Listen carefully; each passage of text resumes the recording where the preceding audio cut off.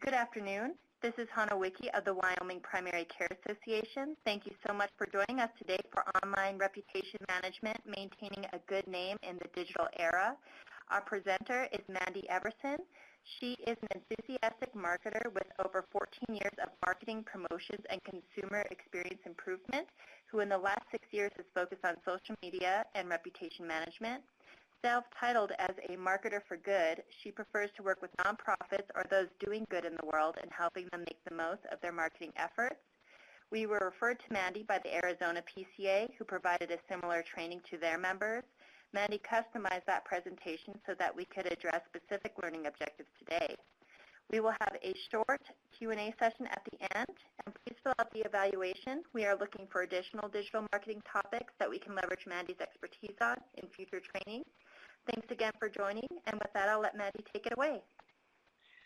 Super. So good morning, everybody. If there is any audio technical issues that seem to happen for you, there is a chat window, so please go ahead and let us know or unmute your phone and chime in as needed. Don't feel like you can't interrupt me. I want to make sure that everybody can indeed hear everything.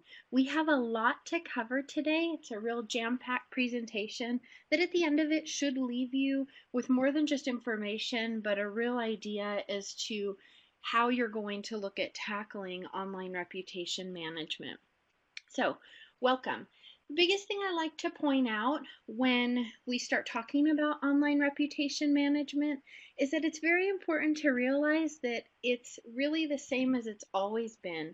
Your reputation is still word of mouth. It's just moved to more online platform versus across the fence or dinner parties, things like that. Those all still happen, but it by and large is happening more online than any other place.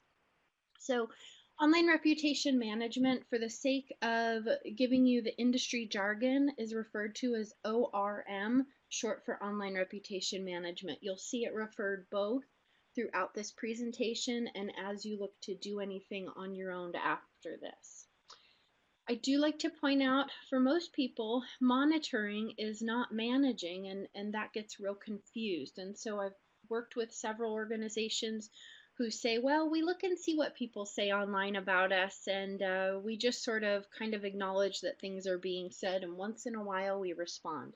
So that's monitoring, that's not managing. And what we're really going to talk about today is managing that online reputation and all of the things that that entails. One piece that is often misunderstood as well is that online reputation management is not just about redirecting negative comments or negative reviews. It's a much larger picture in the grand scheme of things. So we're going to talk about all of those pieces today, not just what do you do when you get a bad review, because that is only one small portion of true reputation management, whether it's online or in person or just in generality. Also, reputation management involves having a plan. It can't be something you decide to do today because this is really great information or something you've been thinking about, but you don't do any of the groundwork. So it's very important to do the groundwork and get a plan. And that plan should be covering both the proactive directing of the online conversation, so this is before things happen in a negative way, a responsive directing of things that do happen in a positive or negative way. And that plan should also include what I like to call as a resolution ladder for any of the challenges that are going to present themselves. And so doing the groundwork in the beginning before you decide to truly tackle online reputation management will really pay off. And we're going to talk about all of those during the course of this webinar. So some common questions I get, and we're just going to answer those now so that as we talk about some of the details, you've already got the information, is can I do ORM in-house? And the answer is yes, absolutely. You can do it in-house. It's not something you want to just start, so this webinar is a great, as I said, tool for you to learn some of the groundwork you need to lay and how you're going to tackle some of the technical aspects of it. But the answer is yes, you can do it in-house. It will require time and human resources in which to do it and a little bit of know-how. So then the next question is, well, if I don't have the human resources and the know-how, how expensive is hiring out? And that vastly depends on how much you need. If you're going to be working with somebody who's going to support you in your efforts and sort of a do one, teach one, where they hold your hand until you are self-sufficient, or if you're flat out going to hire it out in its entirety. It also depends on how many locations you have. So online reputation management can cost anywhere from $200 a month if you're a small organization and you have one location to upwards of $2,000 a month, depending on what those needs are. And so hopefully you'll be able to identify what some of that is as you move forward in making your own plan. Another question I often get, especially in working with rural nonprofits or rural health centers, is that your demographic isn't a digital one, or so you think, and so you don't have to worry about online reviews, or the question is, do I have to? Maybe you don't have any, and the answer is yes, you really do. And we'll talk about this a couple more times throughout this presentation. But much like when the internet started, rural areas were sort of slow to come to the pie here, but over time you will. And it's much better to get in on the ground floor before things are creating challenges that you have to come back and restart and tackle. So it's much better to get in on something that you need to be doing and that you know the world is moving towards, even if it hasn't hit your area just quite yet. So yes, it absolutely does play a role in your ultimate success. And we're going to talk about some of the stats and figures here as to why that is. And these numbers are really important. I'll refer back to them at least once or twice. So really take a moment to let these soak in because they are very important. 72% of people trust online reviews from strangers. And 84% of consumers say online reviews influence their decision. And so when we look at those two words, influence and trust, and we look at those high numbers of 72% and 84%, this is really a part of your marketing and reputation and any organization's marketing and reputation that you can no longer ignore. And so we'll refer to these again, but keep in mind as you think about how reputation affects your organization and how the online reputation affects it, that 84% of those consumers who are looking at your online reputation are being influenced by what they see others are saying. And of those, 72% actually trust the words of a stranger and what they're saying. So these numbers should help you identify and make the case that absolutely reputation management online is important to the successful growth of your organization. So when we talk with healthcare organizations and community health centers, we always talk about being a provider of choice. And one of the questions I get asked very often from health centers is, why does my reputation matter if we see low-income patients who are assigned to us, or we are one of few or the only option that individual or family may have? And that's a really valid point. That's a really great thing to bring up. So we're going to look at that today. So as a provider of choice, it is important to understand that while their choices may be limited and they may be assigned to you, in most states they can choose a different provider so long as they accept whatever type of insurance they have.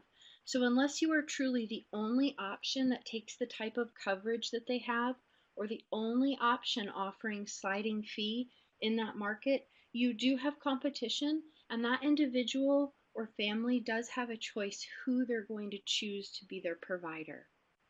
We also have to remember that low income does not necessarily mean low influence. In fact, quite the opposite. A review online or any word of mouth experience, even in person, is going to damage your reputation to the same level regardless of if it's made by somebody on assistance, sliding fee, or private insurance. And so that's a really key piece to take away, is that regardless of the demographic you serve and how they got to you and what their financial situation looks like, at the end of the day, they influence the public equally. And as an organization, knowing that, you should be striving for excellent medical outcomes and customer service. And so we'll talk about that a little bit as this goes on, but at the root of reputation management, at the true root of it, it is really about maintaining a customer experience that provides the reputation you want to have in your community. So I like to put it out there in this way. When we think about a provider of choice, this is a really common occurrence. Things break on Sundays. We all know that. And it just seems to happen that way. So let's say one Sunday you've got a major plumbing issue, and we all know it's not a fun activity. It really is, regardless of where your finances are. You don't really want to spend the money on a plumbing repair. But you call the plumber because it has to be fixed. And that call goes one of two ways. The first way, ideal. You call, the plumber answers, they're pleasant, happy to help, comes out on a Sunday, they arrive and are efficient and diagnose the problem. An hour later, it's fixed. You're charged $150 for the service. You pay, they leave, and lets you know if you need to call not to hesitate. Wishes you a nice rest of your Sunday. 3 days later, somebody from the office calls you back to make sure that everything on the repair is still going okay. In situation two, you call, the plumber answers, they're a little bit gruff, but hey, you get it, it's a Sunday, you didn't want to deal with a plumbing issue either, and still agrees to come take a look. After arriving 45 minutes late, the plumber's a little sloppy, a little gruff, but they still diagnose the problem. An hour later, the same hour as in instance one, it's fixed and you're charged the exact same $150 as in instance one. You pay and the plumber leaves. So both of those situations are very different, and they're both going to create a reputation. They're not only going to create a reputation online, because we have to think about our daily life and how integrated social media is. So perhaps that person is posting, well, bummer, I had tickets to a baseball game, but now I've got a plumbing issue. Likely people are going to comment, oh, call my guy, oh, is it fixed? In addition to that, that person's going to go to work. They're going to go to school. They're going to meet people on Monday, and they're going to ask, how was your weekend? And they're going to tell them what happened on their Sunday. And in that, all of those instances are creating a reputation for the plumber. Whether or not this person actually ever posts an actual review. These could be happening in private chat groups. So most communities will have a Facebook chat group for either your community or certain clubs and groups. They're all going to have different chat groups, and those are not going to handle, they're not going to come onto your main profile, right? So these are still reputations that are being made out there that you may never be aware of, and they're happening online and in person, okay? So both those instances create a reputation, even if they never write a formal review. The goal is, again, it's far easier to create an organization culture geared towards customer satisfaction than it is to change your reputation.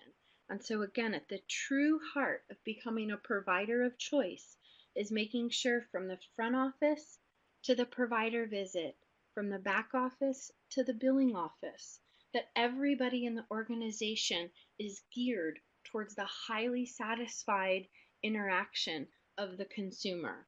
Is that's true reputation management, is when you're getting the reputation you want and you don't have to do some of the corrective measures.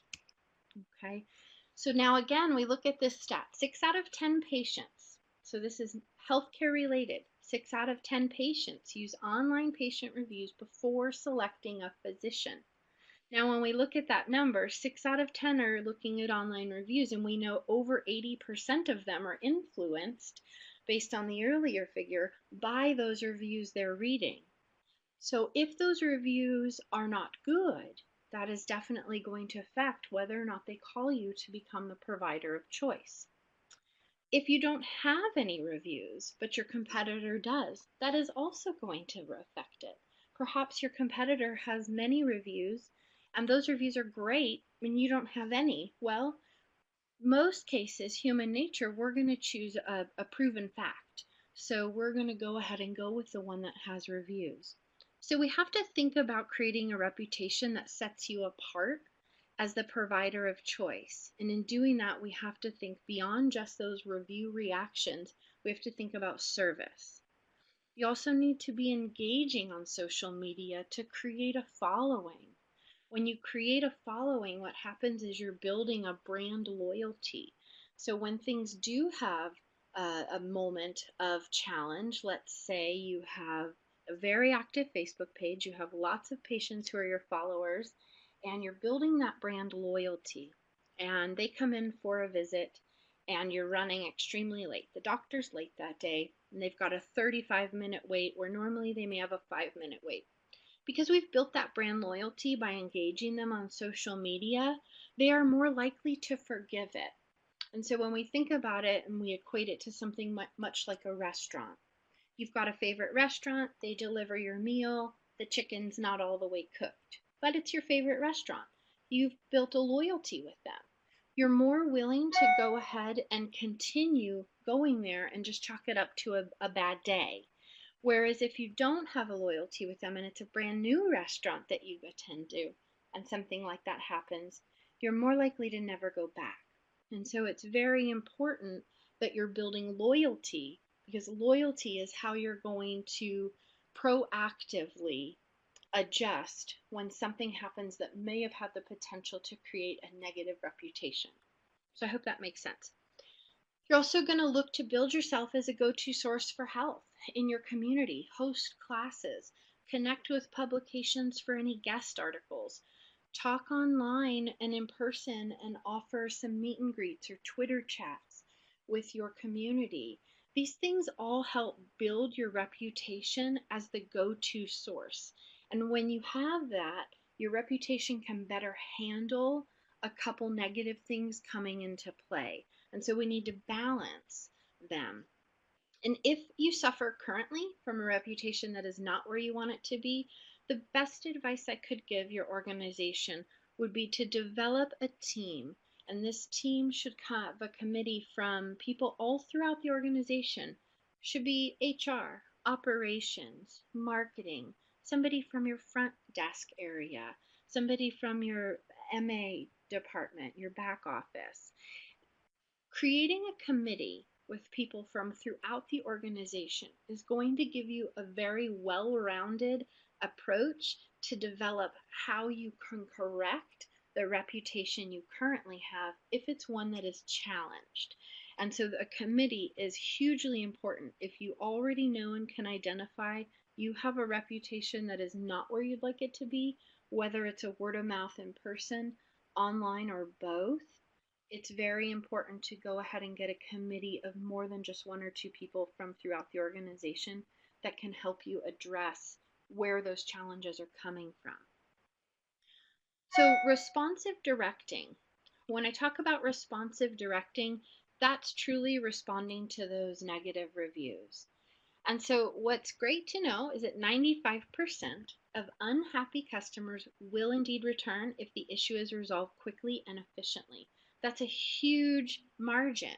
So that means you can likely save nearly everybody, and we'll talk about the 5% that you can't in a little bit. But 95% of those people who are posting perhaps quite negative reviews online, as long as you resolve that issue efficiently and quickly for them, they are very likely to return to you. And so that's where we measure that ROI when we talk about, and that's return on investment for those who don't know. When we look at how do I measure the ROI my organization is getting by devoting time and resources to ORM, online reputation management, it's by looking at the potentially lifelong relationship you have with a client. And so what is their lifelong worth to your organization? By saving that, you save that lifelong relationship. So that's where your return on investment comes in, is by saving somebody who would transfer their care to another provider or another facility. By responding and doing so quickly and efficiently, you're showing the person placing the review that their concerns are very important, and you're also showing any other reader. So if those 6 out of 10 online review seekers who are looking to choose a physician based on reviews, you're also showing them that you're engaged and you're committed to the improvement in satisfaction, because we have to realize that those online reviews are creating the reputation for everybody else who comes and looks at them, not just the person who had the instance that caused them to write the review. So what we also like to look at is the employer of choice.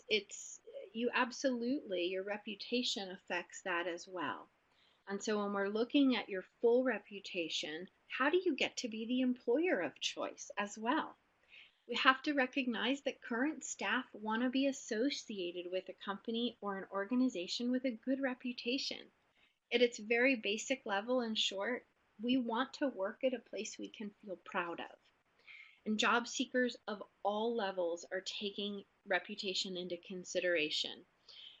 This happens in two different ways. One is actually intentional decisions, and you see that happen more often with leadership, higher level positions.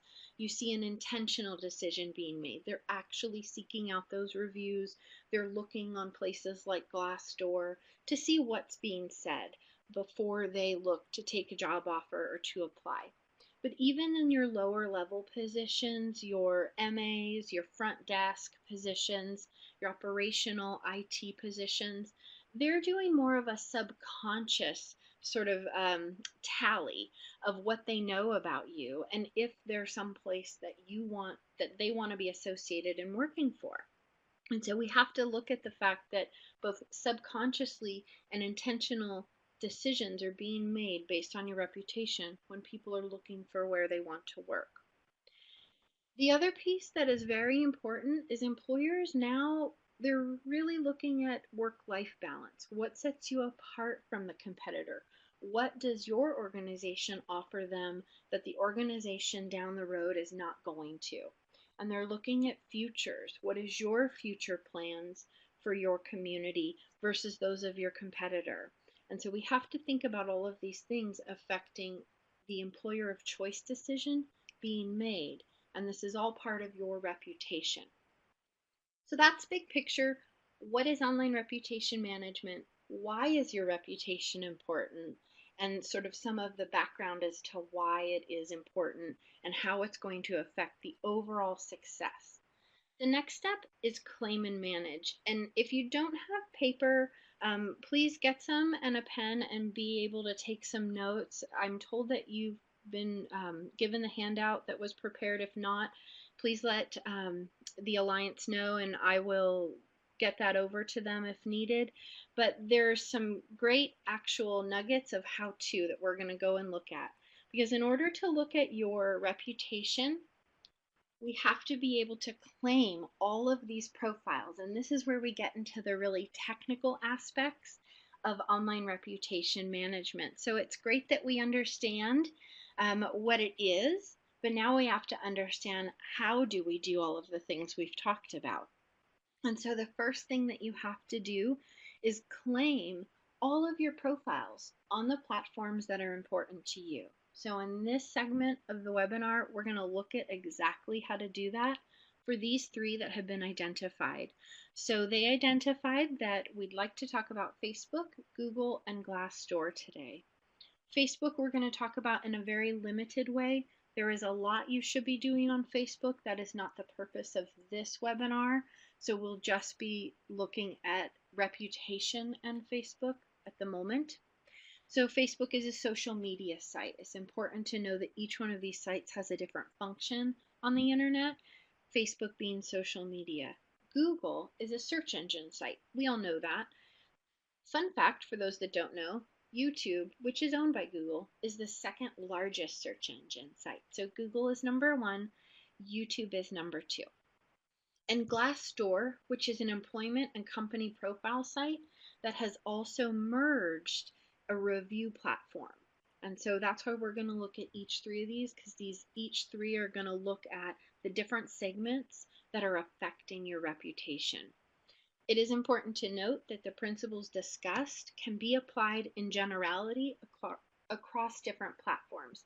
And by platforms, I mean Facebook, Google, Glassdoor, Yelp, Any website that offers interaction is referred to as a platform. And so most of the steps are going to be fairly similar depending on the platform you're using. We're going to talk in detail about these three. So the first one up, Facebook. More than 80% of US social network users prefer to connect through brands and businesses through Facebook. So this is important. We don't want to connect through a brand through email generally unless we've designated that we do. And even if we do, we absolutely still want to connect with them in Facebook. But you have users of social media, which are by and large most people in most communities, wanting to connect with a business through Facebook. This can be as simple as asking what your hours are. This can be as simple as looking at your page to see if you've posted anything lately that would indicate maybe an event that you're having.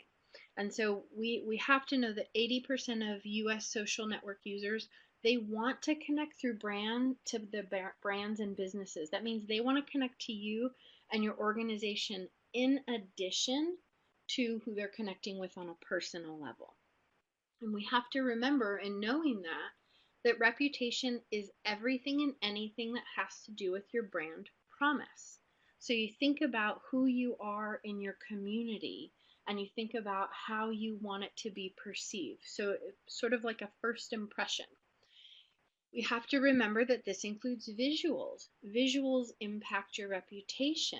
And we know this when we look at something and we think, oh, that looks dated, that looks old. That's affecting your reputation in a really subconscious way, but it is affecting it, especially if your competitor maybe has a very modern looking cover photo, those kinds of things. So we're going to run down these 4 items real quick here. So having a page that you rarely update will absolutely make you seem out of business or disconnected. So this is assuming you already have a Facebook page and you are not maybe utilizing it to the fullest extent. This is where that would come into play. This includes outdated icons, logos, or pictures. They will have you look less appealing than your competition. And oftentimes I see that Facebook, while it's something many organizations set up, they sort of set up because they know they need to, but all of your branding doesn't necessarily come full circle. So much like if you would print your logo on your letterhead or your business card or the front door of your organization, you should have the same high quality icons and logos represented on your Facebook page or any social media for that matter.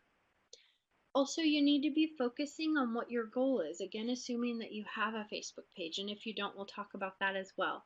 But assuming that you have one, you need to look at what your goal is and understand that in order to build a reputation, you need to promote more than just you. You need to promote things that are important to your organization. And so if it is part of your mission to be a resource for good health, and to provide education to the public, not just your patients, then your Facebook page should reflect that and put you in an education standpoint for healthcare and wellness. If your goal is to be the top medical leader, an innovative leader in your market, then you want to look to promote the innovative ways you are taking steps for healthcare that your competitors are not. Maybe you have a robotic OBGYN machine and your competitors do not. And so looking at ways that you are setting yourself apart and then promoting those pieces helps build a reputation that you want to have.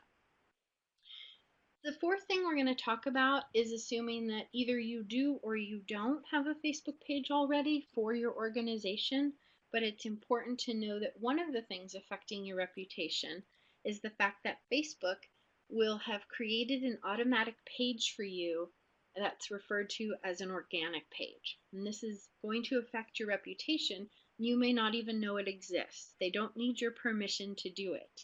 An organic page can have your logo, it can have photos of your facility, all of these submitted by Facebook users.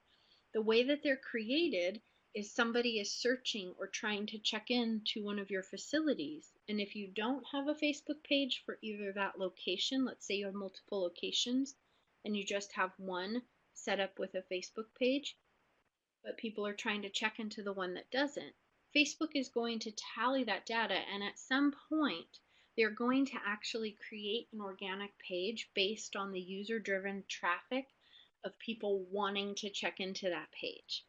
And once that page is created, users can post anything they want on it. Some users may not recognize that this is not a page controlled by you. And so let's say there's a compromising photo on there, or a post with a curse language.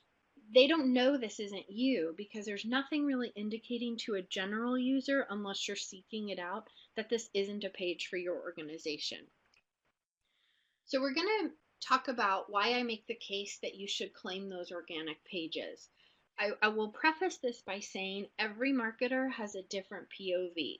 So every marketer you talk to will have a different point of view as to why you should or why you shouldn't. I err on the side always of caution and that you should. However, this does mean making sure that you have the human resources to do it. Very rarely have I made the case that an organization should not, and only because they didn't have the human resources to maintain something like this. So this is why you should claim those organic pages and seek them out and see if you have any. The first thing is by controlling it, by claiming it, you control it. And so when you control a page, you can set it for profanity filters. You can select, just like any normal Facebook page, you can deselect the option for people to be able to post to it. You will be able to control the content that is being put on there. By claiming that organic page, you're also able to direct them to your main page. And so if you're finding it challenging to grow your audience because you have people selecting check-ins at some of your auxiliary locations, you can put a post on that page that simply directs people to your main page, and you don't really ever need to do anything else on that page other than that. So by claiming it, you're able to take ownership of the page and control the content. You're also able to feed that page to your main page. Another key piece, and the reason why I make the case that you should be claiming these organic pages, is by simply claiming the page, you will get notifications of activity. So if somebody posts a review, you now get a notification. If somebody messages the page, even if it's not a page you're utilizing completely, you'll get a notification. And so those notifications of activity are critically important, and they are the same whether the page started as an organic page you claimed or a page that you intentionally set up. And the last thing is branding consistency. Again, by taking ownership of that page, not only can you dismantle the ability for people to use profanity or submit their own pictures, you can brand it with your logo, a cover photo, some other pieces that will all have your reputation on par with your main page. If you have a human resources challenge or you don't see a value to claiming these pages, I would still set up some kind of a system where somebody in your organization is at least checking them out every 3 months so that you can see what's being said.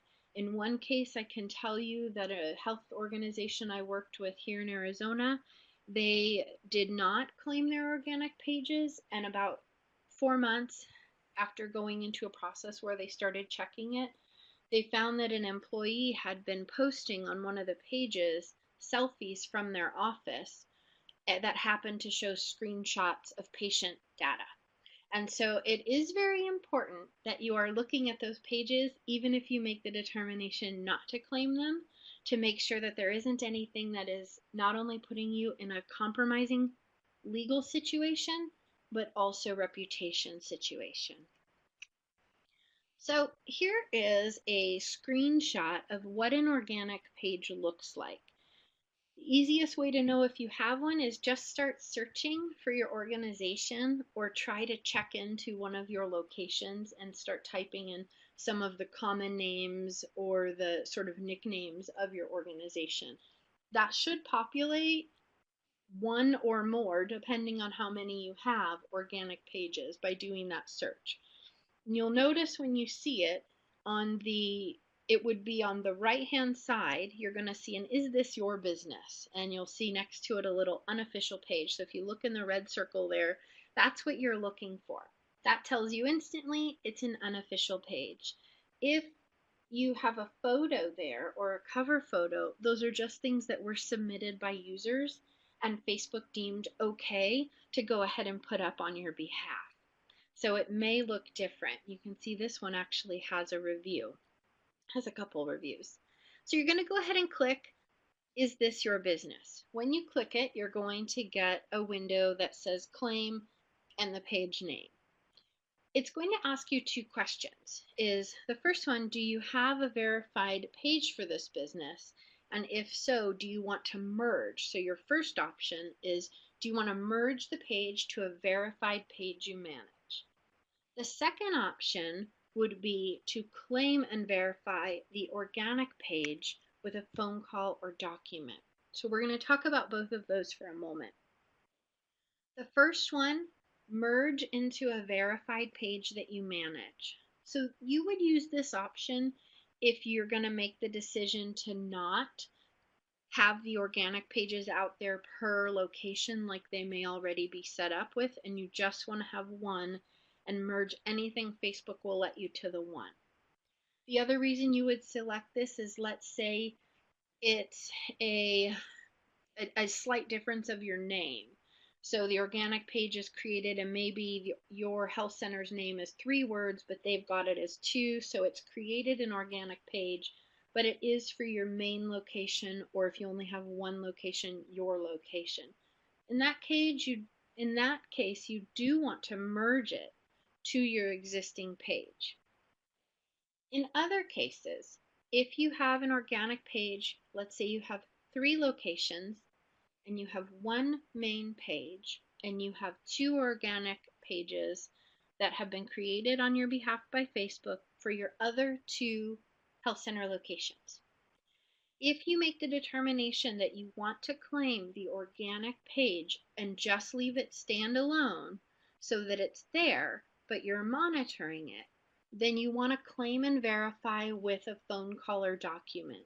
And I will tell you that you're going to need to use documents. The reason being is that most verification processes will not allow a phone call to go through an automated system. Most of us are all going to have automated system telephones, so you're going to need to verify with documents. And this will walk you through that depending on the page and how long it's been up. The type of documents they're going to ask for may be different. So there's no way for me to tell you what ones for sure, but in general, they're going to be looking for a utility bill.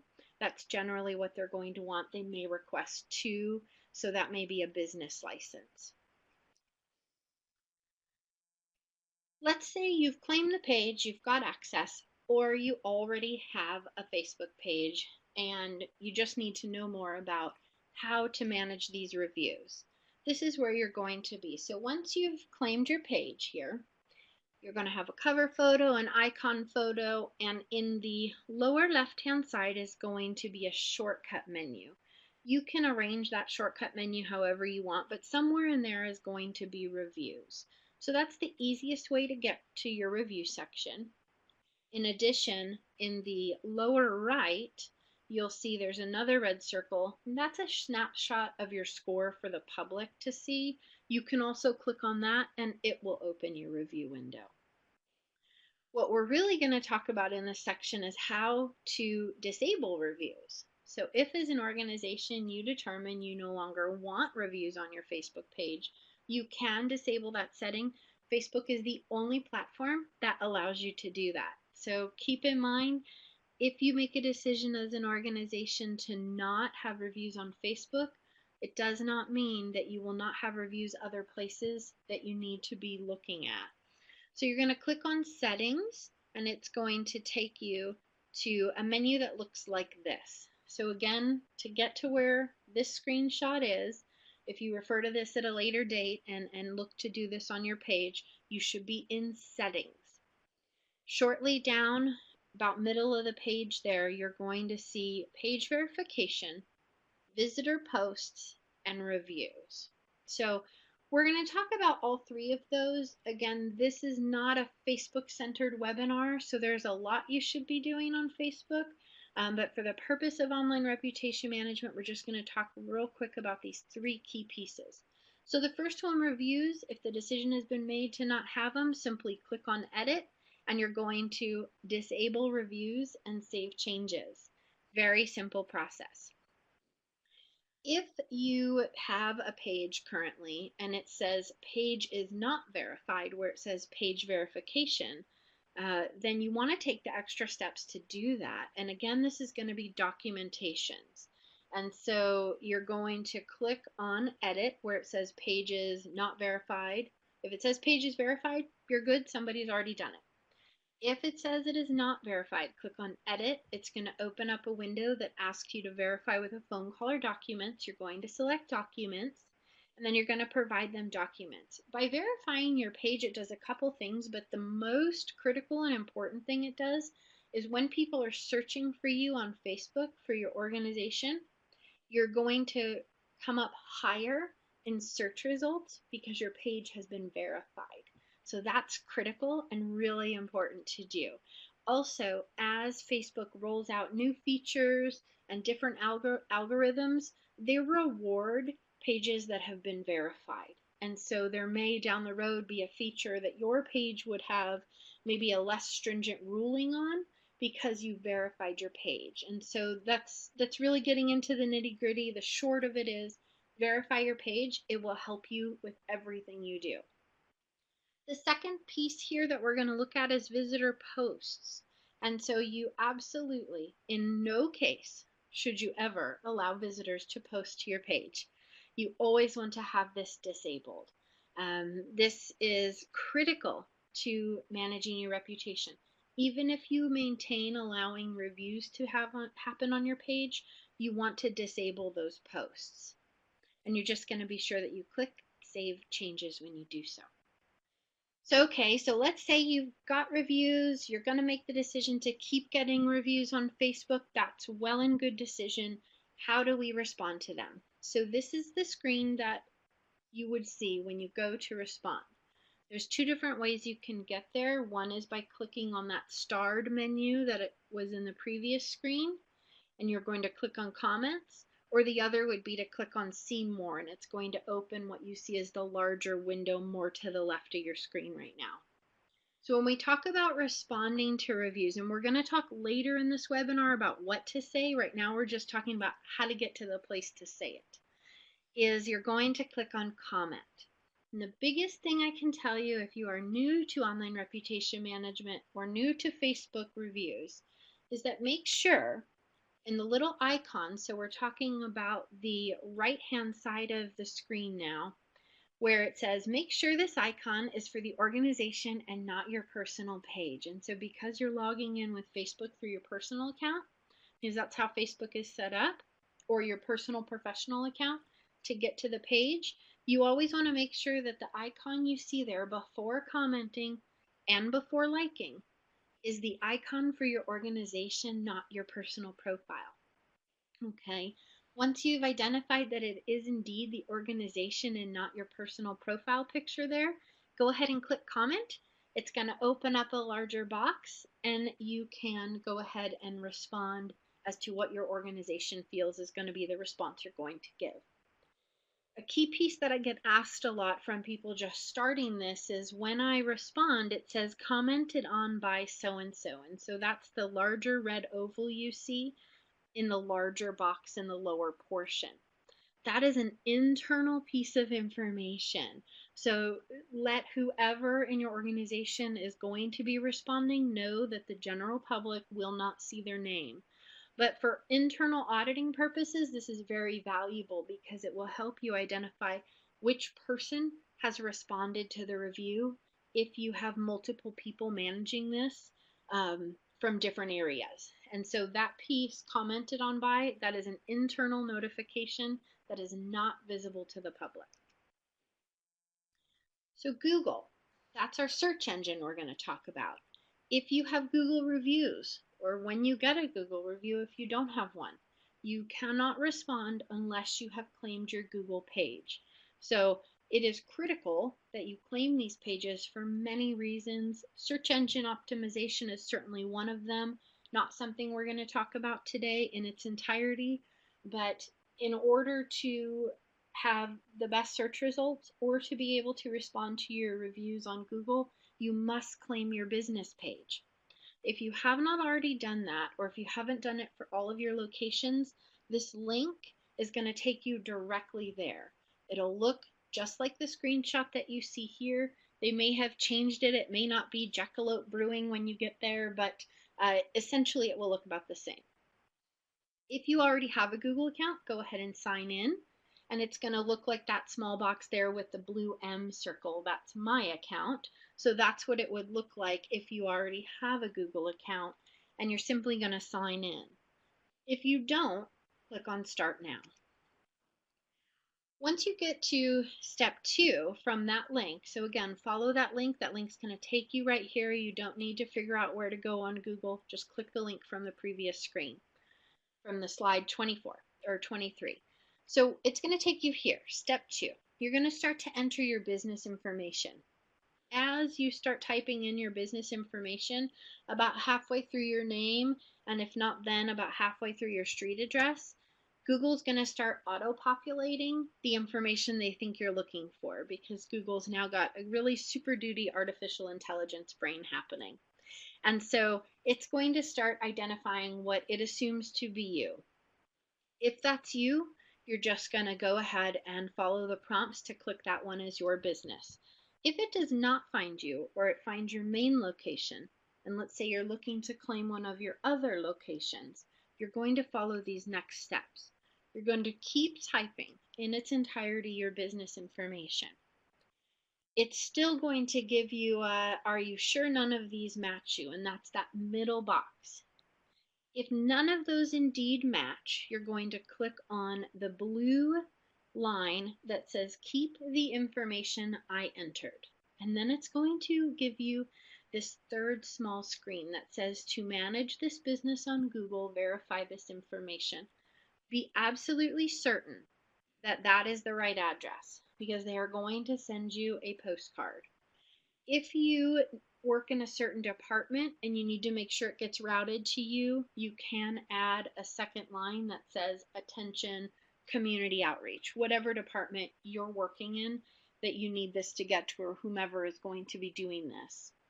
Click that you're an authorized to manage the business and that you agree to the terms of service, and you're going to click continue. What's then going to happen is you're going to wait for a postcard to come in the mail, and it's going to have a small pin on it. You're going to follow the URL on that postcard and enter the pin as provided, and that's going to verify your listing.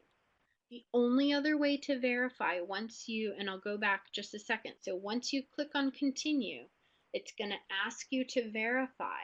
It's going to ask you for a phone number or potentially to verify by mail. Again, phones are not going to work if you have an automated system, and you cannot put in your direct line because it wants the phone number for the main line of the business. So you are going to have to verify by mail, in which case you'll be getting a postcard. When you get that postcard again, follow the instructions on it. It's very simple. It will take you right to your page and you will be verified. Once your page is verified, you can go in and here's your SEO tip. You can include all of the information that you need on your page, your tagline, fill it out, any photos, cover photos, videos you may have. Look at adding your keywords. If you have an office that's a pediatrics office, make sure that that office in the description about who you are and what you do says pediatrics or pediatric dentistry. Whatever that looks like for that location, make sure that you fill that page out in its entirety. Is it critical to you being able to respond to reviews? Absolutely not. Simply having the page claimed allows you to respond to reviews. But it is critical in your reputation.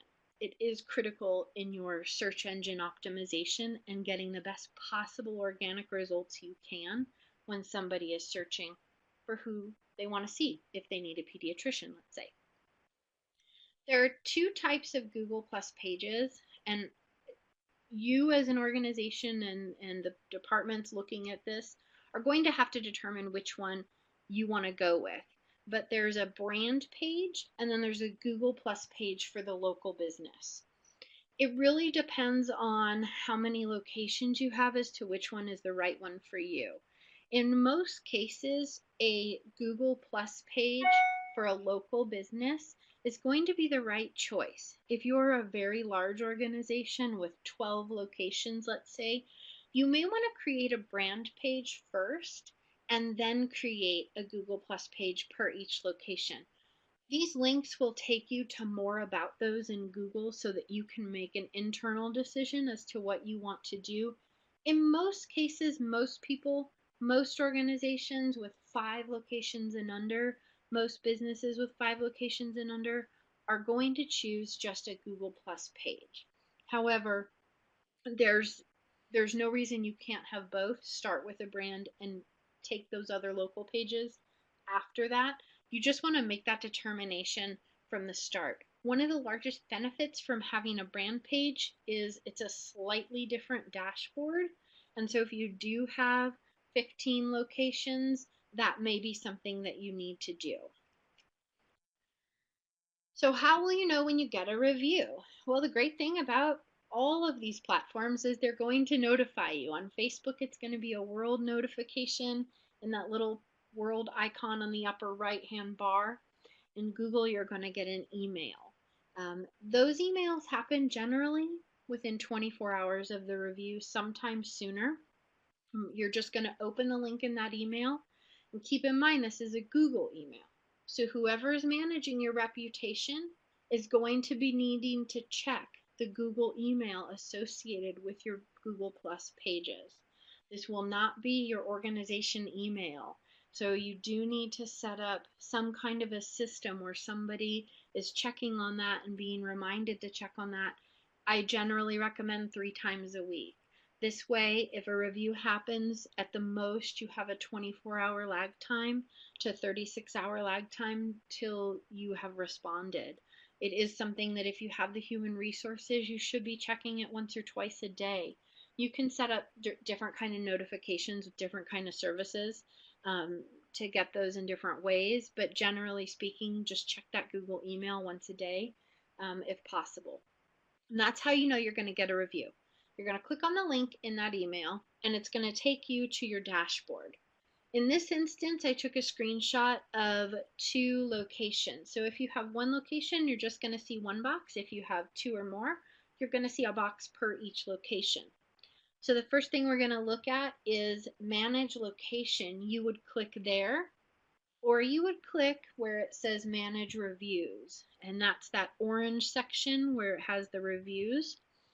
That's also going to be on the same page as the dashboard, and on a screenshot you just can't show that because it's a second scroll down. So you can click on either one of those and it will take you right to that review, and we'll look at what that looks like in a moment.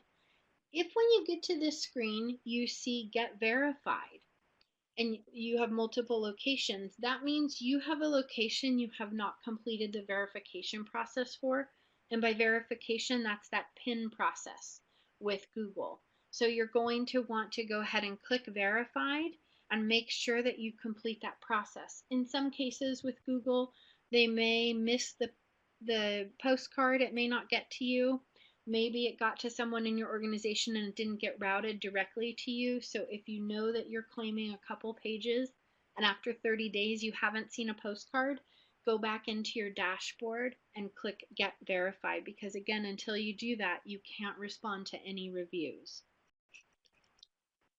So when you do go ahead and click on the Manage Reviews tab, it's going to take you to a dashboard that looks very similar to this. Again, when you respond, you want to make sure that you're responding as yourself, because generally for all of these platforms, you're having to use a personal login that claims professional pages and organizational pages. And so you're going to click on View and Reply. Key fact, these reviews are public, so please know that when you get into the responding process, and we will talk a little bit about what that looks like and how to comply with HIPAA and some of those other regulations that we need to be very aware of in the healthcare sector. So you're going to click on View and Reply. And there you're simply going to type in whatever the response is that you have deemed for your organization to be the one you want to use, and click Submit. Now, the user may respond back, and in that case, you would get another notification. But this is what that dashboard looks like and where you would do that. So here's sort of the ins and outs and the big deals with Google and what you need to know. The first and foremost is that if your page has Google reviews, it will rank higher in an organic search result. And what I mean by organic search result is I, Jane Q Public, go to Google and I type in primary care doctor in my area, and your page has no reviews, your competitor has 3 reviews, they're going to generally come up higher. The next piece is that reviews have an impact shelf life. And so let's say you have 12 reviews, but they're from 2 years ago, and a competitor has 2 reviews from the last 2 months. Their reviews are going to hold more weight in Google's algorithm as far as those search results go, because your reviews are older. And so the impact shelf life is important to be aware of, in that you need to have continual reviews. Even if they're slow, it's better to have slow and steady. You can't rest on anything that's old, because they won't be affecting your Google results at all, other than the fact once somebody does find your page, they're obviously going to be able to see those reviews. And so the review itself has merit as far as your reputation goes, but it does not have weight as far as your search results go. Okay, this just changed in February, so this is great news on many levels, is that 3 reviews is now the magic number for Google in order to show up with the stars next to your organization name on Google Maps. So number 1, stars no longer show up on organic main search result page. So if you're on a laptop computer and you're on Google Page and not Google Maps, the stars are unlikely to show up. The 3 reviews needed is a lower baseline. It used to be 5. So this just changed in February. So if you don't have any Google reviews, you don't have to get as many now to start reaping some of those benefits. And again, flooding your page with reviews is not the solution. It's going to absolutely cause damage to your page in 2 ways. 1, they're going to have an impact shelf life. So if you get 10 today, 3 months from now, they're not going to matter as much. Also, part of the change in February with Google is Google was the most relaxed as far as letting reviews through, and now they are scaling that back a little. And so if they see you go from having no reviews to having 5 a day for 2 days, they're going to pull some of those and not push them through the system.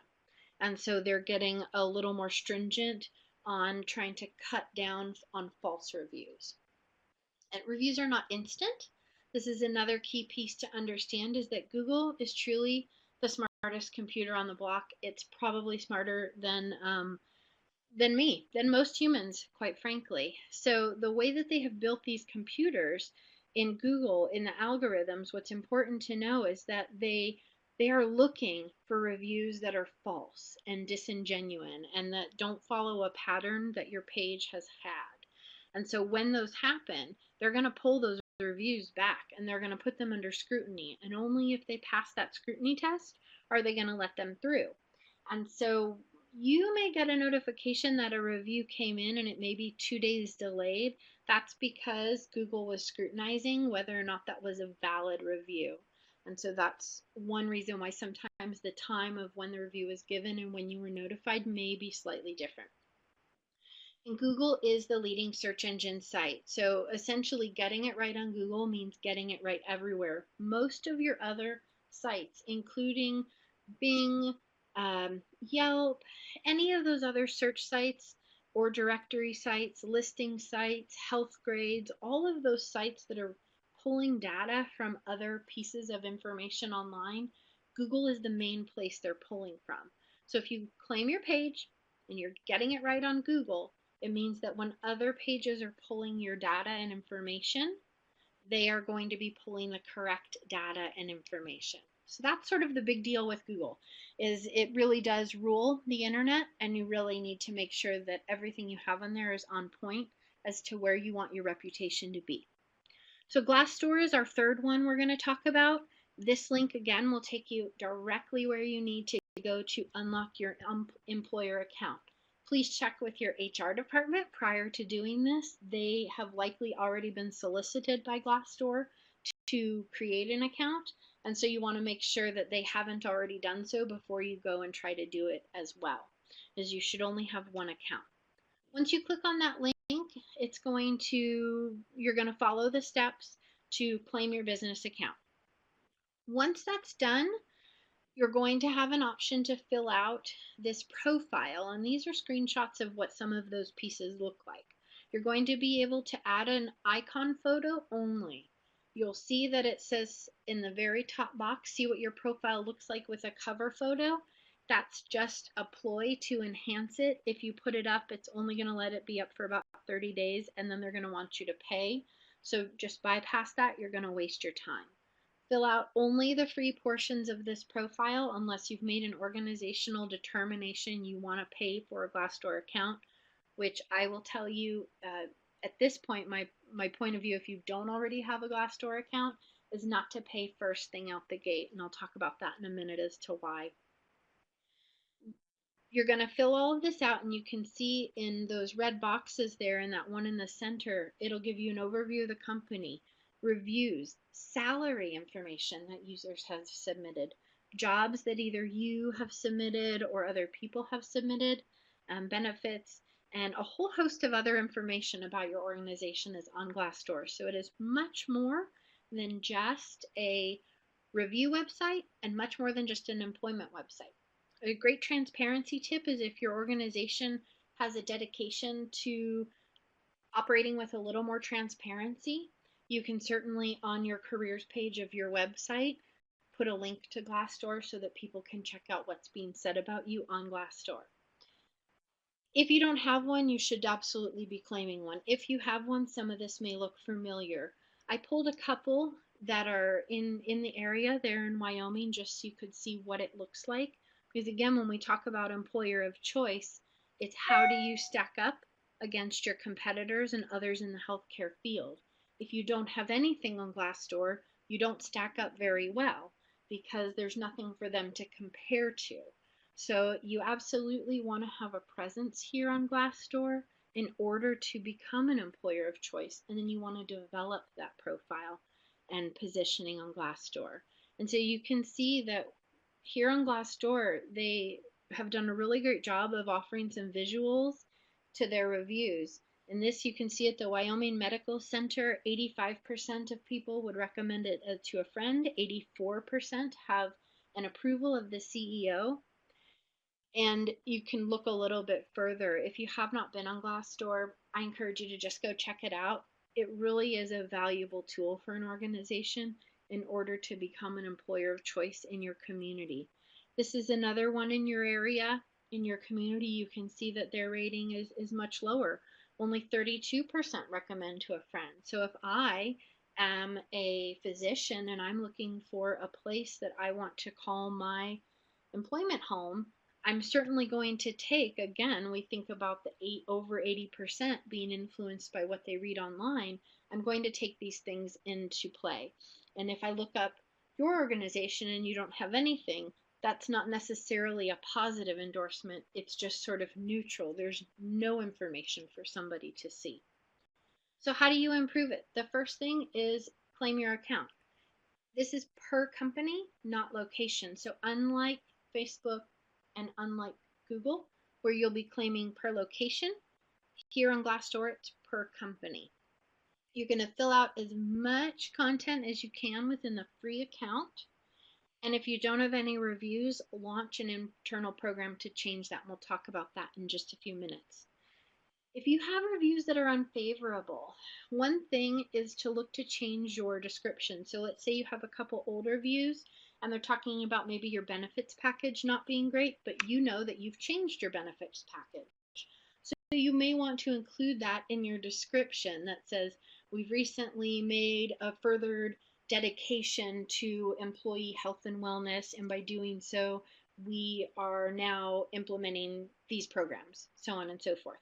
And so there is no harm in calling out in a positive way a direction you're taking if it's directly been called out in a negative way in a previous review. Take steps to get reviews from happy employees to help generate a new tone. That's another great way. One key piece of information I like to let people know is that Glassdoor, unlike nearly any other platform, does require a con. So when somebody is posting a review, it's a templated format, pros, cons, approval rating of the CEO, those kinds of things. It's a canned template, and you cannot proceed without entering a con. And so you want to be aware of that. And if you're just launching an internal program, keep that circle real small as to who you ask to go on Glassdoor and do it. And coach them on the fact that they will have to put something in that is a con.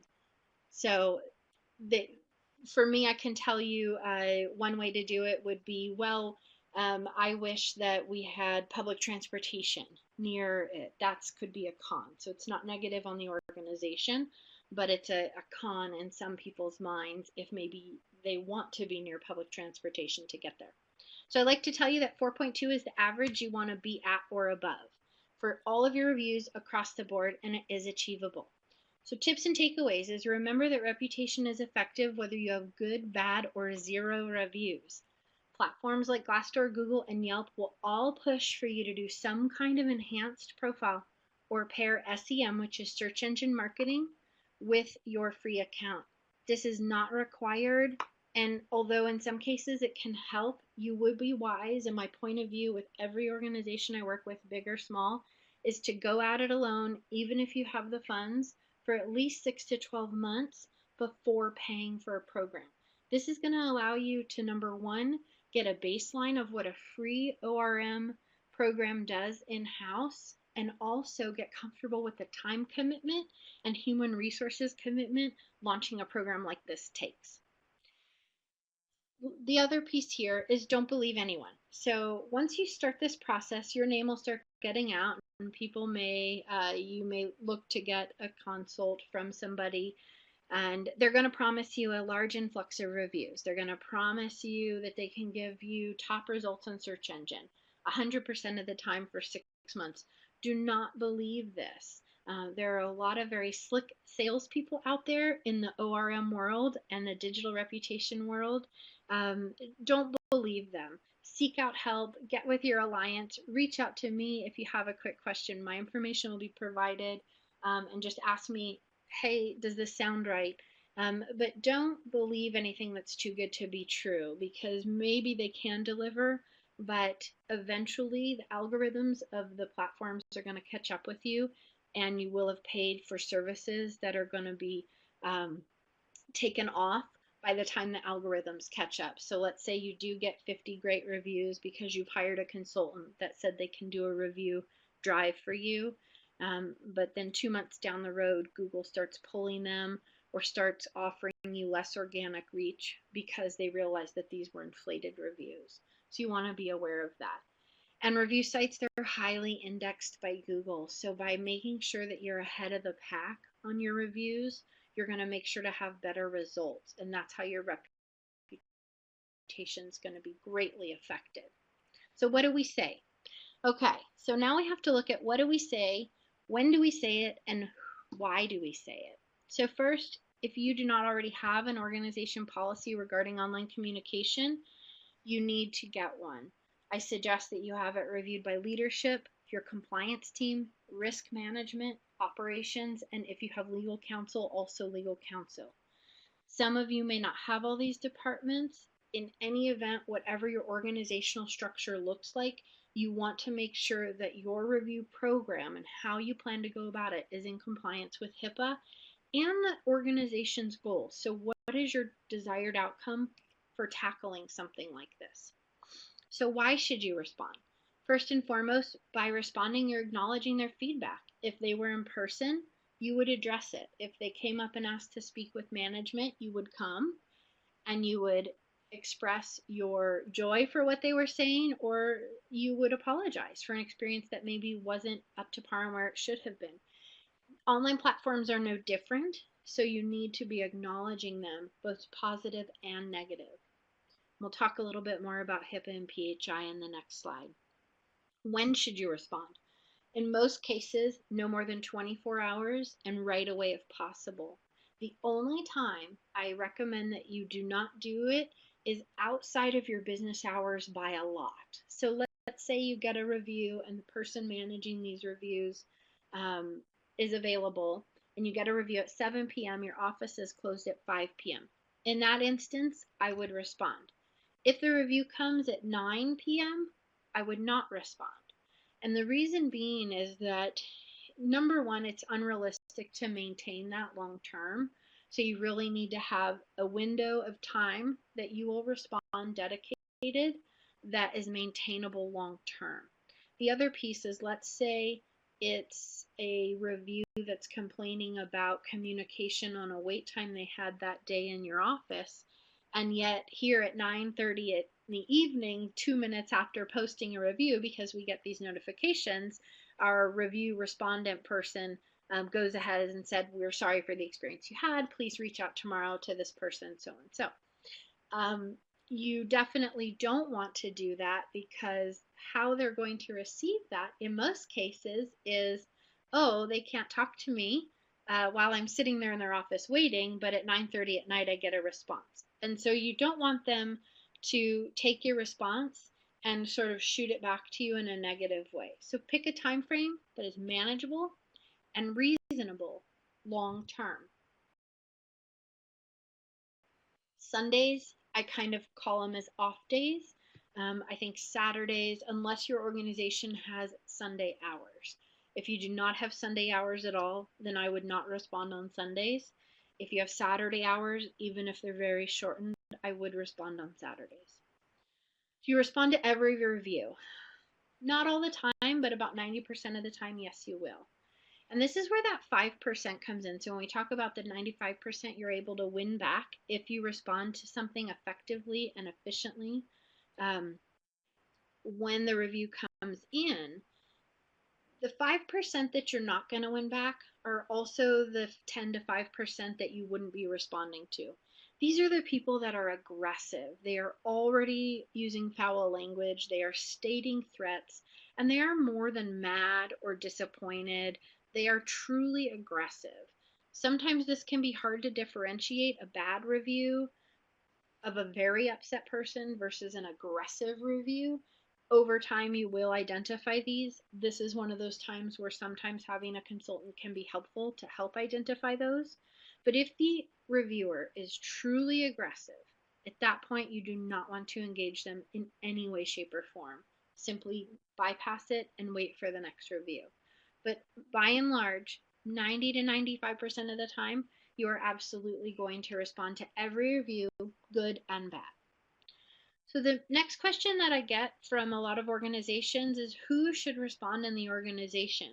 How do you go about launching a program like this? I recommend that you have one dedicated person and having 1 to 2 backups that can step in should that person have a workload issue, a vacation, or they just miss it. They could be out at conference for 24 hours and miss it. And so you definitely want to have a backup that's also looking at those notifications to make sure that they're being responded to in the timely way that you've outlined. The skills that your responder should have is even tempered, somebody who can really look at something being said and sort of take away the emotional from it and look at really what has happened. They should be social media savvy so that they understand what they're doing. They should have the ability to speak for the organization from voice and tone and understand implications of HIPAA and PHI. This person should have good follow-up skills, and I'll tell you why in just a slide or two, and they should be a problem solver at heart. So HIPAA, PHI, and what to say. There's a couple different schools of thought, and we're just going to talk about this for a moment. Online platforms leave a lot of gray area when it comes to how to respond or acknowledge these reviews. In person, it's much easier. Now, some legal teams, depending on if you have one, they're going to have all a slightly difference of opinion, but boiled down, there's kind of two ways that most legal teams can determine are probably okay. Um, Most will tell you that you shouldn't respond at all unless it's canned. Some will tell you that you can give a very vague response that directs them to contact you in person. So that response may look something like, "Thank you for your review. Please reach out to us by phone at blank or email at blank." That's a pretty canned response, and that's one that most legal teams feel okay about. The next one goes just a little bit farther, and so long as you have approval to use something more like these, I would err that you do, only because they're a little less robotic and offer a more human touch to something that is generally required when somebody's voicing a concern. And so that may be, "Thank you, name. We are glad that you love your doc and our office staff," or "We are sorry if it was a negative one. To hear of the experience you had today, please call us to discuss it further." With those two instances, what's happening that legal teams often have an issue with is that you're quantifying that that person is a patient, even though they had already done so in their review that you are simply responding to. And so that's where your compliance and your risk management teams are really going to need to look at this in your legal team and decide, do you want to go very canned, similar to the one at top, or do you want to go slightly human but still pretty vague, similar to these at the bottom? That's a decision only your organization can make. Beyond these vague ones, you would not say anything else. So you cannot go into details about anything else, even if they have stated it in their review, and even if you feel that you want to. The ideal goal is to move it off of social media and onto something you control, like the telephone. So in no instance is it okay for you to post anything about them with their issues, diagnosis, appointments, outside of an EHR. And even in your EHR, I'm sure that you've got um, some technical conversations that have happened as to the security and how you can respond on those EHRs and those patient communication platforms. Okay, so if you haven't checked out NAC's website, go ahead and do it. I'm not in any way affiliated with them, but they do have some really great resources and tools for health centers, and that link will take you right to that page. So resolutions ladder, that's one of the things I talked about in the very beginning, and this is sort of your big picture here. Is the resolutions ladder are basically the steps that your point person for reputation management is going to follow to ensure any issues and kudos are brought to the right people in the organization, and that person is going to need to make sure they are followed up on and resolved.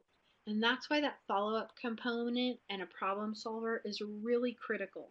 Because when we think back to when we started this webinar, one of the very first things that I said is reputation management at its very basic level is about making sure every time that patient steps in your door, you are excelling at the service you are giving them so that you don't have to resolve any challenges. But should that not happen, reputation management at its very best is taking those challenges that you learn about online or in person, but for the purpose of this online, taking those challenges, digging into them, and seeing how you can make it better, seeing how you can change it. So even if that reviewer never reaches back out, let's say they post the review, you respond with your canned response, your general response, and they never reach back out, don't stop there. Your reputation management plan should involve, regardless of whether or not that person reconnects with you privately, looking at the situation as it was listed on that online platform and digging into it. Pull the phone records, pull the patient records, look and see what happened, talk to the provider, find out what happened and what you can do better so that you mitigate the damage from happening again. This is especially true if you're noticing a pattern of complaints that all seem to speak to the same thing. This can be either the same issue with a policy, the same issue with some type of communications and billing, or with a office staff member or a provider. A lot of times you can gauge patterns that you may not be aware of or have enough information, but by looking at what's happening on your review platforms across the board, you can identify a pattern. And it's those patterns that your resolution ladder and point person for reputation management should be able to identify and look to find ways to solve. Because at the end of the day, it is much easier, again, to have a positive reputation than to have to fix challenges. When we talk about that resolutions ladder, it's important that you share with your staff when they get it right and not just when they get it wrong. So I highly encourage that leadership shares feedback online, whether it is positive and especially if it is positive and negative. You absolutely want to let your office staff know that they're doing well. Let a provider know that a mom was so happy that their child finally got their ears examined because they connected with their pediatrician. Let them know when they're doing a good job and making a positive impact. Here's a very archaic sample of what a resolutions ladder could potentially look like and the basic steps that it should be outlining. So you're going to have your reputation manager. They're going to need to report these to whatever part of your organization is most appropriate. In many cases, that's going to be your director of operations, somebody in medical leadership, maybe it's your director of nursing, and somebody maybe in your customer relations or billing department or your outreach department. They're going to then work with their direct reports within their department that most likely affected this identified root issue. And so the step one is for your reputation manager and this leadership to look at identifying the root issue, look at if this is a one-time or a pattern, and meet with that first ladder to go over that. Once that happens, that first ladder is going to follow up with their direct reports and plan a resolution. This should all be happening in 10 days or less. Once that happens, your reputation manager should be getting updates, and if they're not, that's where that follow-up piece comes in so that they could go back to the first ladder tiers, the leadership tiers, and say, where are we at? What's happened? Have we identified the problem? Have we looked at ways to solve it? And an optional step, and the very last one, and one I highly recommend, is to have it secret shopped. Even if this is not by hiring an outside company, find a way that you could secret shop whether or not this challenge has been resolved within your organization. That's really one of the only ways that you'll know if it's been solved completely. So remember, information, it's only good if you act on it. We're going to talk really quickly about the ask because I know we're getting pretty close to ending here. So when we talk about the ask, it's how do you get these reviews? How do you get the feedback that you want? Well, the first thing is to identify is that you've got 3 segments of who you're going to be asking. One is employees, one is patients, and one is stakeholders, leadership, and board. It's important to recognize where you want those to go. So with your patients, that's obviously going to be Facebook and Google. Your employees, that's definitely going to be Glassdoor. Stakeholders, leadership, and board, that could be all of them but Glassdoor. So except for leadership. Leadership could handle Glassdoor. But if you've got some stakeholders or some board members, chances are they may be patients as well. They would be perfect to put a review on Google about your organization. I definitely do not recommend that you incentivize giving reviews. It causes a lot of false reviews and those will be flagged. It also isn't a best practice. So do not incentivize the review program that you roll out. It should be more of a top of mind awareness campaign. You can use things like email if you have a constant contact platform where you pick your email list that you have and start with the first few letters of the alphabet, wait a month or 2, do it again until you've gone through the whole alphabet. Look at your paperwork that you hand out, on your receipts, on your invoices, appointment reminder cards. Put a little something that says, love us, tell us on Facebook. These sort of subliminal messages, to people in their subconscious eventually will make an imprint, and those will absolutely help you get those reviews in ways that aren't flagging them or flooding a system. You can create QR codes that you put on those cards. That's another great idea. On social media, you can launch a storytelling campaign where you ask for storytellers and testimonials. Once you connect with this person, your storytellers are perfect people to ask for a review because you already know how much they love you. You can do an internal or departmental drive for employee reviews. Let's say you work in the HR department and you're on this call. Visit with your other HR team members and see if maybe you could get 1 or 2 Glassdoor reviews. You can make review cards, something easy to hand out, have them printed in the shape of a heart, and have them situated at all of the front desks. Again, this is a big commitment to giving exceptional customer service at all times, because you're really putting it out there that you want their feedback on public platforms. But this is a way to also help ensure that every day everybody is giving 100% to the organization and the people that you serve. Remember Yelp and other platforms. So I mentioned Yelp because they're the most stringent, even though we didn't talk about it, but almost all other platforms are going to remember the IP address. So do not let them leave them from your network. If you have free Wi-Fi on site, it's going to remember that IP address. If people are doing it from work, it's going to remember that IP address. So they need to do it from home. Google has known to be relaxed. We've already talked about that. But again, if you flood their system as of February, they will pull some of those back. And don't pressure anybody to give you a review. It is much better to just be suggestive in the ask and let people know that you are seeking feedback through these online platforms. Bravely transparent. One thing that I do like to mention is to consider if transparency is something your organization is making a commitment to. Have these websites feed directly to your website. This is a huge step. It definitely keeps you on your toes at all times, delivering excellence in both your services for medical lines and also customer care. But the reward is huge. So the risk is huge in doing this. And what that would look like would be maybe on your homepage, having a link that says, see what others are saying about us, and having that link to your Google page reviews. So we have a couple minutes. Does anybody have any questions? You can either type them in or unmute your audio and we can hear you.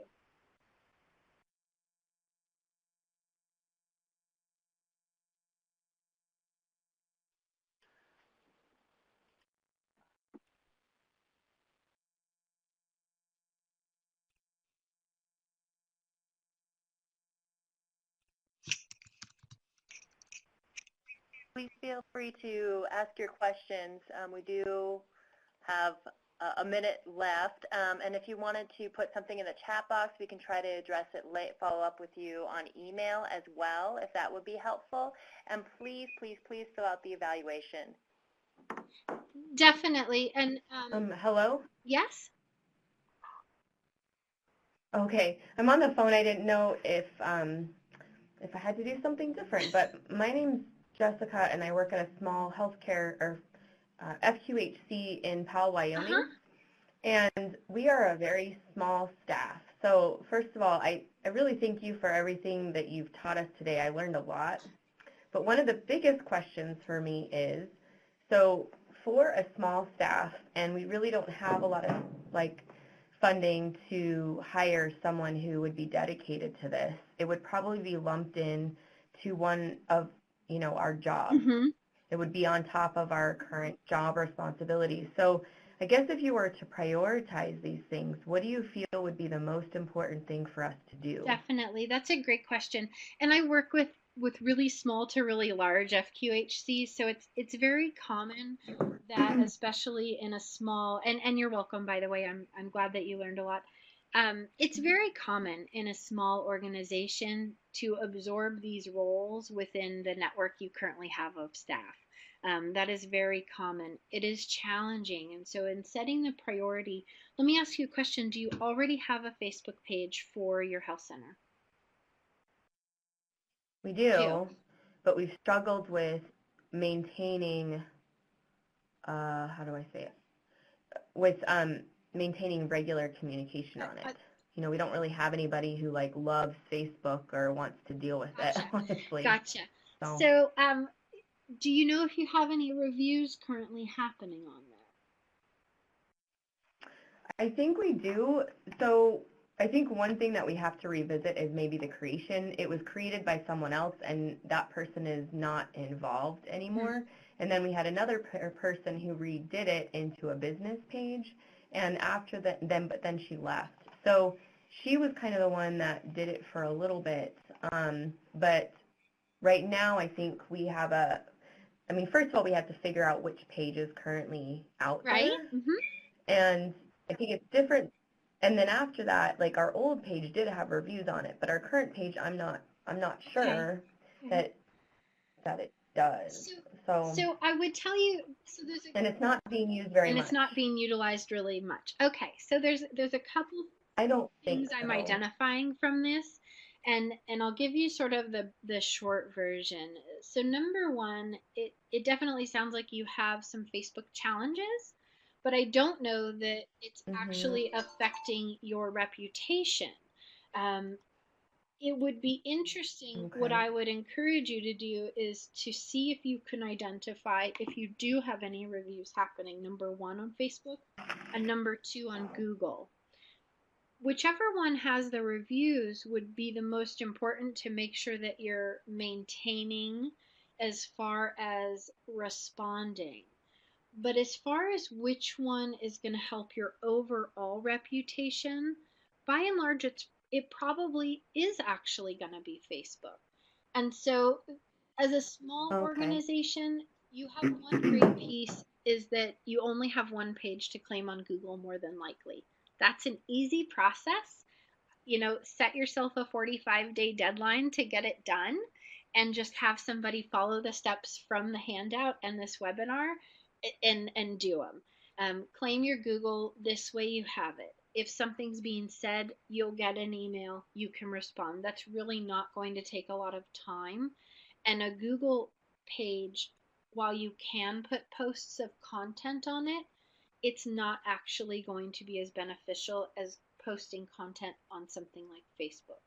So claim your Okay. Google page so that you have it. That's an important piece for any business, even if you're making widgets in your garage. Really, your first order of business should always be to claim your business page on Google because that affects more than anything else. Once you do that, I would look at trying to identify what's happening on Facebook and making sure that you understand it. There's some great free resources if you just start Googling, um, Facebook management for small business. My information, I'm sure, has been made available to you. Feel free to reach out to me privately, and I can get you some rates on, what a private consult would be, where I would look at what you've got going on and maybe try to help you identify some easy ways to fix some of it, or even fix some of it with you. And so that may be an option for you as well. But your first priority, claim your Google so you have it. Then, secondly, Okay. figure out what you're doing with Facebook. And if you don't have the time to manage it and it just feels like more than you guys can tackle right now, go in there and just disable the reviews. Mhm.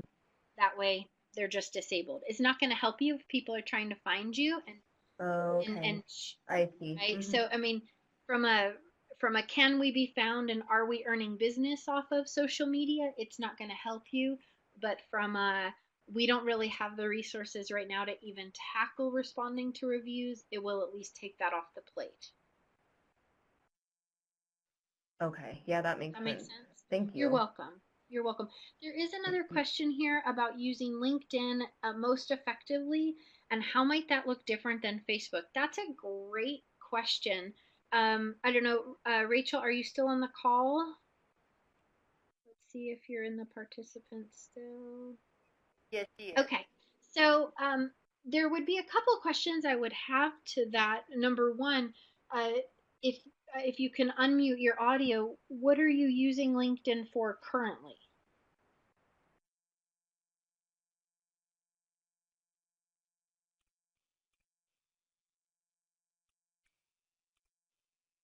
Hello? She's Oh, typing. okay. It's the Adobe Connect has froze on my end, so I don't see anything. Oh, okay. So the question is that what she says is we're the regional PCA, not a health center, so it's a little different than everyone else. Correct. Correct. So, um, here's the thing with LinkedIn. LinkedIn is not generally for the public. So when we're talking about reputation and we look at how LinkedIn is versus Facebook and what the difference is, they're completely different and they have nothing to do with each other. They're completely different and they don't even have the same audience. So it would really be looking at what are you trying to get out of them?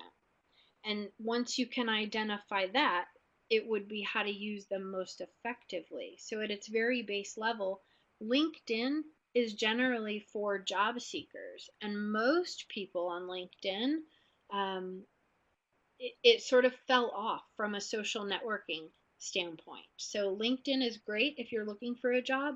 Lots of people only brush up their profile to apply for a job, and then once they have a job they love or are getting paid what they need to get paid, they don't go back on LinkedIn. And so it's not really utilized from that standpoint, from the social standpoint. As far as from an organization standpoint and having a page, its most common association would be actually with Glassdoor, not Facebook. And Glassdoor would be much more widely effective in approaching your reputation as a facility to become an employer of choice. With Facebook, that's really more for the public and reaching public. So tell me again, you're a regional facility? Or whoever can speak for my Adobe has is still frozen, so I'm just not seeing anything. They're like the PCA, but for 6 states. Okay. All right. So Facebook is really going to be about, number one, they should probably have a very active Twitter. That's really where those connections are going to come from. Facebook would be about more who you are and what you do. It's a little hard to talk vaguely because in this instance, they're all affecting your reputation, but it's about which one are you finding a challenge for. And LinkedIn and Facebook really have no relationship with the audience. So the demographic using both of them may have some crossover. For instance, uh, a person or an organization may have a LinkedIn page and a Facebook page, but the general reach of audience are completely different. Is that at all helpful? I'm going to see if I can refresh my screen and see if. She says that all makes sense. Thank you so much. Perfect. And I think that will have to be our last question for the day. I did put my email address into the chat box. If you have additional questions you would like us to follow up on, we'd be happy to help in any way that we can. So just send them there. And please fill out your evaluations. And I would like to thank Mandie so much for doing such a great webinar today. It was a lot of information, and it was very useful. Perfect, perfect. So I'm sure you all will make my information available. Thank you to everybody who's still on the call and on this webinar. It was jam-packed. I do hope that you find it valuable. I know that WIPCA will be very happy to get your feedback and will be able to utilize that to see how else they can help you. So